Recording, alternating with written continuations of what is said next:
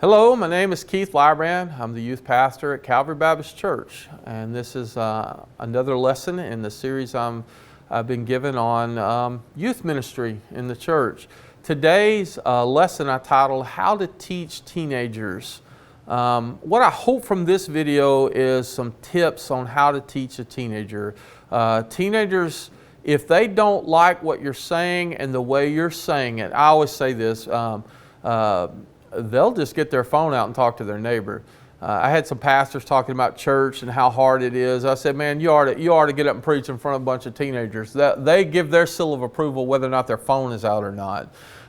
When I'm preaching or talking to my teens and I hear that hum of conversation across the room, I know I got to do something different. I'm not reaching them in that moment.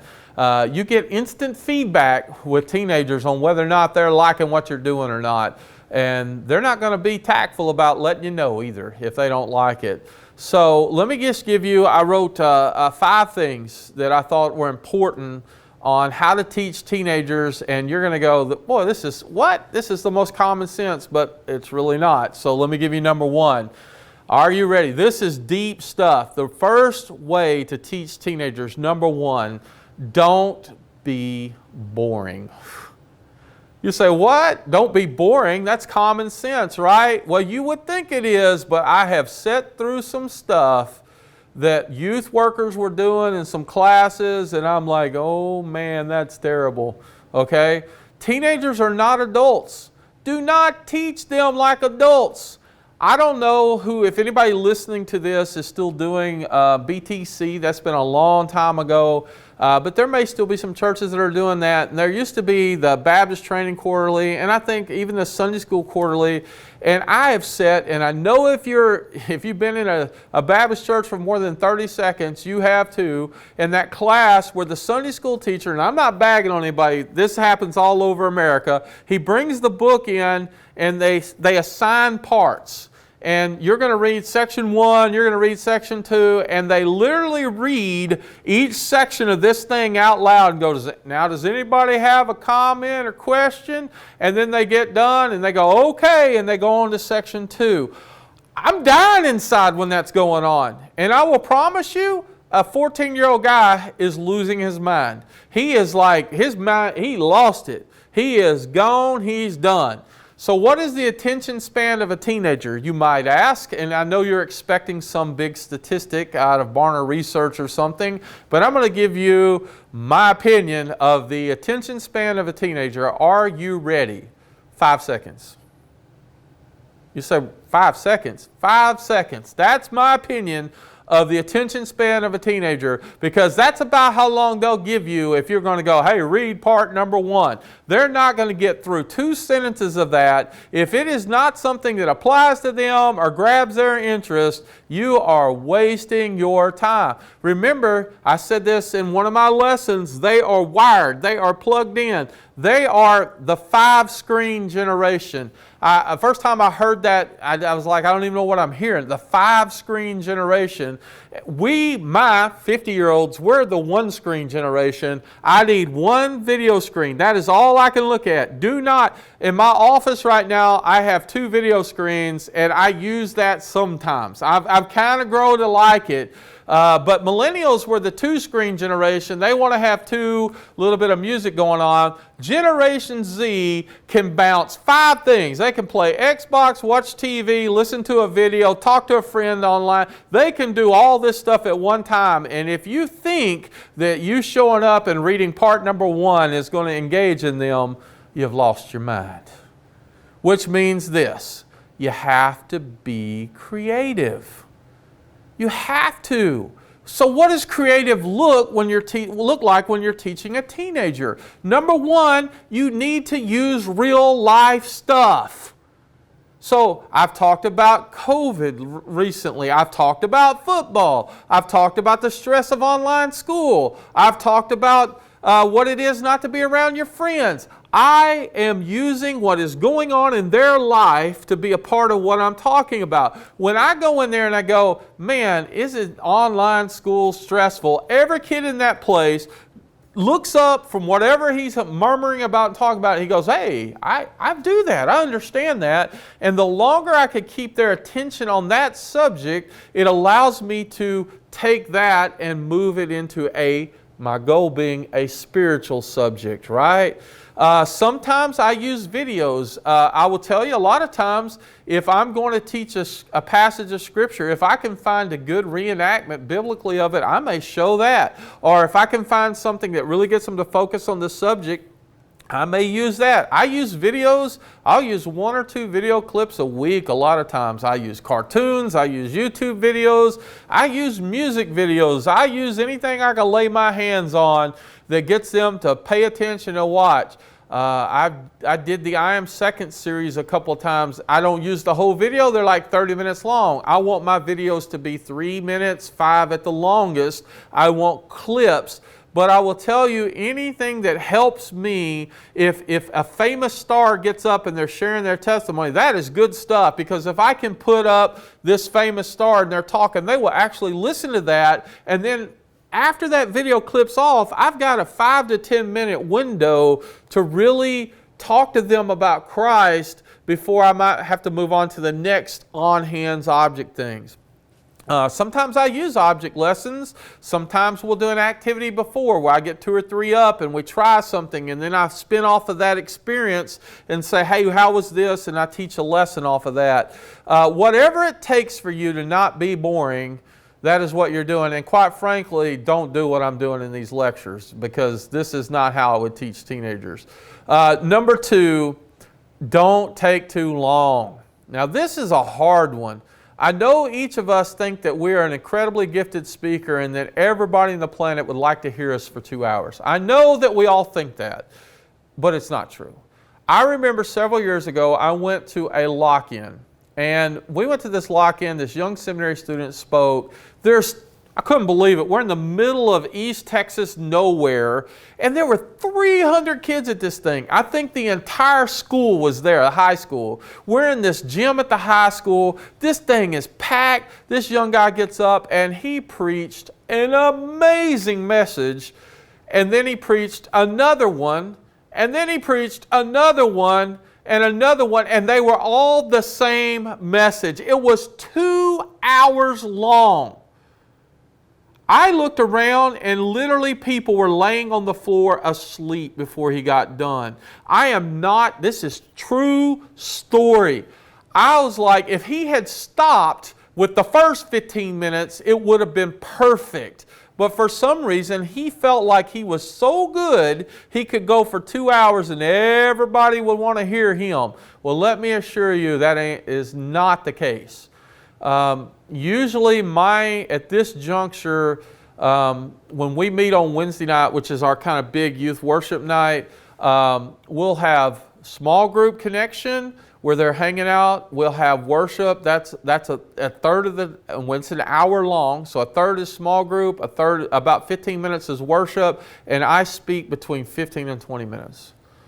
And that's including showing video clips. So my goal is to teach one truth and them to walk away from Wednesday night with one thing, one nugget, one piece of something they can carry with them and have their hands on, and they can remember it as they go along. You say, well, when do we do longer? Sunday school's a little bit longer, and Sunday night, that lesson was a half hour. And by the way, I don't teach Sunday school and I do not teach Wednesday night. I have adult leaders equipped to do all these things.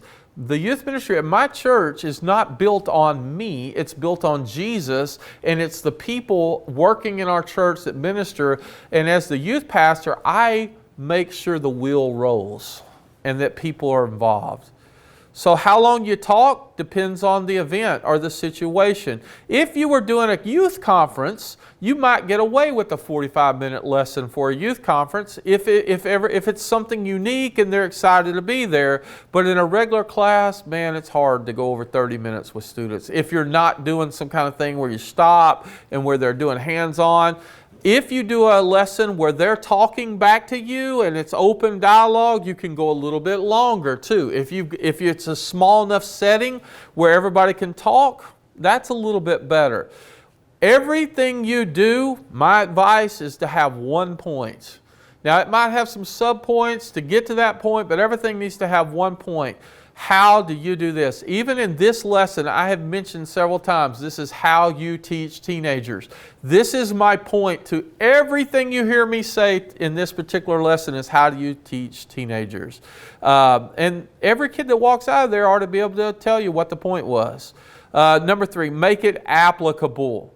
If you're going to teach teens, it has to be applicable. If students are going to give you their time, make sure that they're getting something in their daily lives. Sunday school literature, I remember several years ago I was writing Sunday school literature, and I went to one of our workshops where they're talking about what we need to do, and it was older folks in there, and somebody came in and said, you know, the only feedback we have for you, Brother Keith, as you write teen BTC quarterly literature is you need to stop talking about sex so much.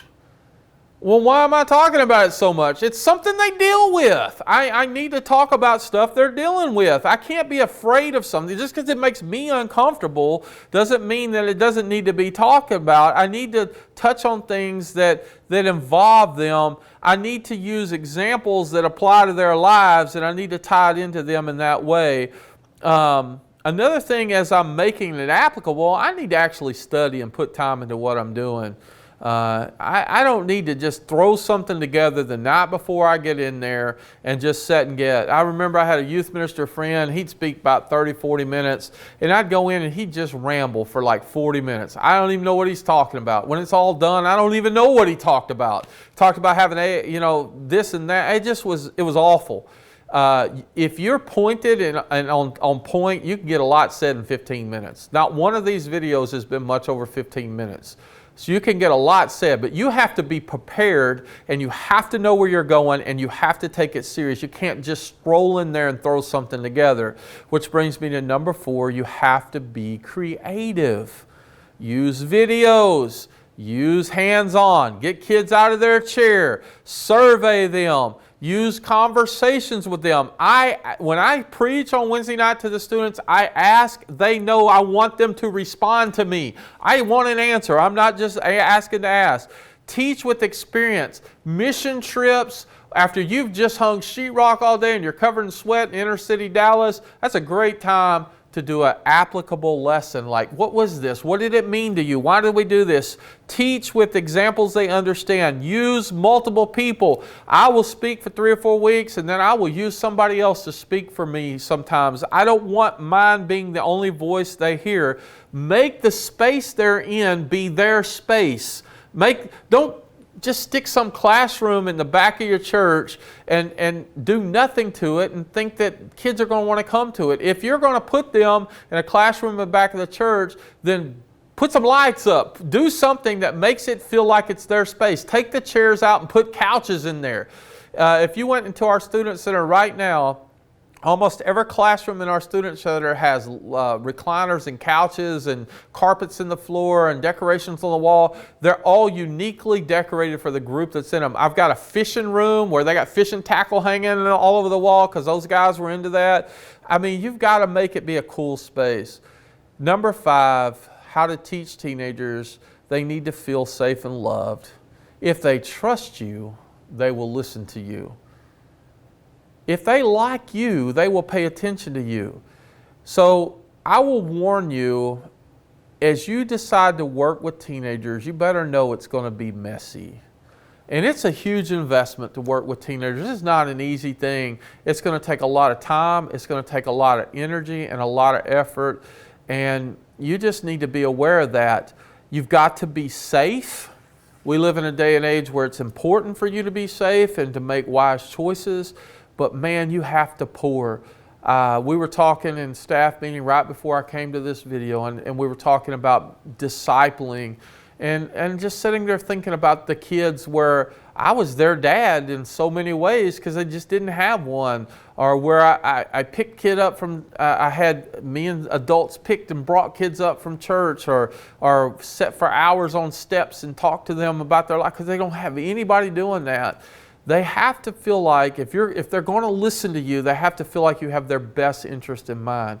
If you feel like just some dude that walked in with the Bible and tries to speak to them, read to set and get and leave, you were probably not effective as a youth minister. But if they feel like you love them, you respect them, and you care about them, then they'll give you 15 or 20 minutes and they'll actually listen to what you have to say. So, this is my opinion, how to teach teenagers.